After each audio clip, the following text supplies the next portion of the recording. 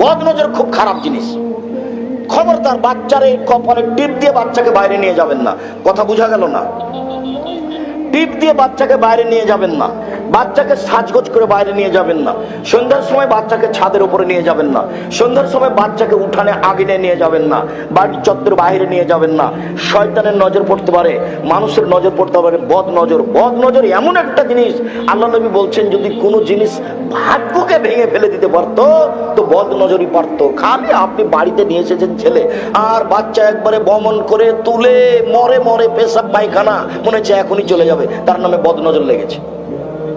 বদ নজর কি জিনিস জানেন? এক মিনিট, এই ছেলে, আপনারা স্বামী স্ত্রী বাড়িতে বসে আছেন, আপনার স্ত্রী আপনাকে বলছে শোনো, দেখছো মুরগির বাচ্চাগুলো কত সুন্দর সুন্দর হয়ে উঠেছে, তা আপনাকে দেখতে ডাকলো, তা আপনিও দেখলেন, স্বামী স্ত্রী বাচ্চাগুলি দেখলেন। এবার আপনি জোহরের সালাত আদায় করতে গেছেন, এসে আপনার স্ত্রী বলছে আরে শুনেছ চিলে সেনা দুটা তিনটা বাচ্চা ধরে নিয়ে চলে গেল। দেখবেন সন্ধ্যা হতে হতে 10টা ছিল 5টায় নাই, তার নাম বদ নজর।